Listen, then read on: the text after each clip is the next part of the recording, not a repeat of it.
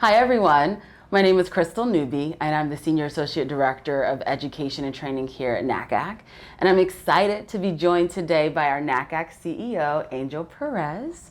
How are you today, Angel? I'm good. Thanks for having me. Absolutely. And as you all can see, we are socially distanced, okay? So no masks required for this interview today. But it is quite gloomy today, Angel. It is. Most people won't realize we're actually recording this as a hurricane is coming up the East Coast. So we are committed though. We are here, ready to talk. That's exactly right. So we're excited to have conversation today with Angel, and we hope that you all enjoy this as well.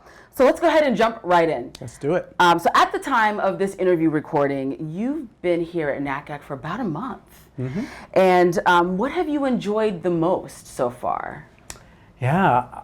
Crystal, I think what I've enjoyed the most really has been the diversity of things that I get to do in the job. So right now I'm sitting here with you doing an interview, right? But really what an honor it is to be able to be a part of the national conversation around college access. I've really enjoyed meeting the staff and really getting to know a little bit about what all of them do. Obviously a little challenging because we've had to do it on Zoom and not really get to do a lot of this stuff in person. But what I also enjoy is really the wide array of things I get to do, right? One minute I'll be on the phone with a news reporter. The next minute I'll be thinking about policy discussions and places where NACAC needs to be doing advocacy for its members. Another minute I might be talking about what we do with office furniture in the middle of a pandemic. And so it's actually quite diverse, the kinds of things I get to work on. It's exciting. We've talked about what you've enjoyed the most. What has surprised you since you've been here?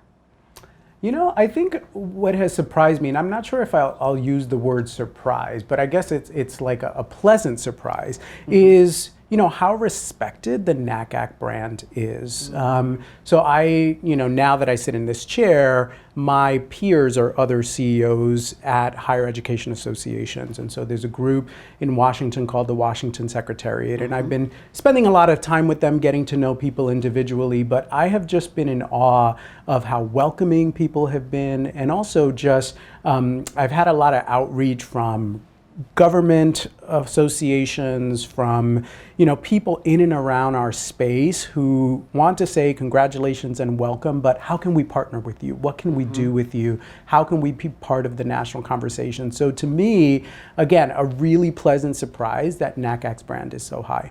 So as you know, right now, we are facing extraordinary challenges, in our nation as well as in our profession. But you always have this optimistic point of view. And so what gives you hope? What keeps you optimistic? Yeah, you're right. I think part of it is I'm just naturally an optimistic person. I always try to look for the light even in the darkness. And we are facing a lot of darkness right now. But I will tell you, most of I just left, a college campus. Anyone who spends time on a college campus with young people has to be hopeful. I am so inspired by them. If you think about the movements we've had this past year and even just early this summer, the way that young people have risen to this occasion, it gives me an incredible amount of hope. And our profession, what do? We basically help students and shepherd them through the post-secondary process, right? And so that gives me a lot of hope. But I also feel like there's a lot of opportunity in crisis. And so I have seen how colleges and universities and secondary schools have pivoted all of their services online so quickly, are starting to rethink the entire process. So I do believe there's reinvention on the other side of this, and we're actually working on that along the way. So I'm incredibly optimistic about the future despite the challenges. So you were just talking about a crisis because we know we're going through this pandemic and social unrest and things like that in our country. And so a quote that we've heard you say often is never let a good crisis go to waste. That's right. And so when we think about the challenges that we are facing as a nation, where do you think there are opportunities for NACAC? I think there are a lot of opportunities for NACAC. And some of them we already are off to the races with. I mean, as you've seen, we are taking all of our programming that we usually have done in person and taking that online, right? One of the great successes was actually a program that is near and dear to your heart, Guiding the Way to Inclusion. Yeah. When we held that program in person, we usually had no more than 300 people attend. We had over 1,000 people attend last week. And I have lots of hope for the conference as well. So for example, pivoting online actually might give more people access to the content and the material and the professional development that NACAC provides. But I also think this is an incredible time and opportunity for NACAC to think about how do we help to lead the conversation around the future of college admission. Absolutely. And when we talk about the future and the profession and what this could look like, where do you see NACAC in the next 10 years? What do you think we will look like as an organization? Well, I'll start with what I think will not change, because there are some things that I find are unique and really special to NACAC. I think the thing that will continue is that we will always want to convene. For now, we are doing that virtually. But the convening, the bringing people together around a common mission, that is never going to change. But I do think that there's a lot of areas that we want to improve on. When you're talking about being premier organization, we've talked about building NACAC's reputation as a trusted source of information and knowledge. So do you want to talk a little bit more about what that means? Sure. In my few short weeks here, I have learned that we do a lot of stuff.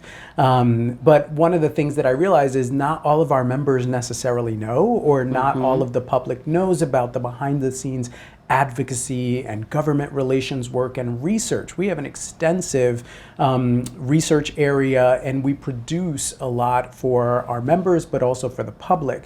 And so one of the things that I would like to do is, one, tell that story better so that our members know about it, but also that in the future, you asked me a little while ago, what does NACAC look like in the year 2030? Yeah. I really envision a future where anyone in this country and abroad who is thinking about college admissions, who has questions about this process, whether you are media, government, a member, a parent, that NACAC would be a name that you would look to for a trusted source.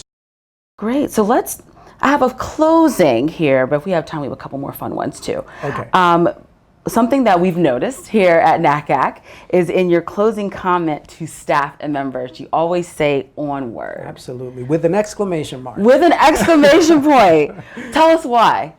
I've always loved that phrase, and part of it is because it's hopeful and it's forward thinking. I will say for a long time, I feel, especially if you're a leader at an institution or in this country, you deliver a lot of bad news and you grapple with a lot of difficult issues. Yeah. But ending my emails or my letters with the onward statement, for me, sort of signals a reminder for people that we must go on. We must continue the fight. We must continue moving forward despite all of the challenges. So it's sort of like my soft reminder for folks that despite the challenges, we have to continue.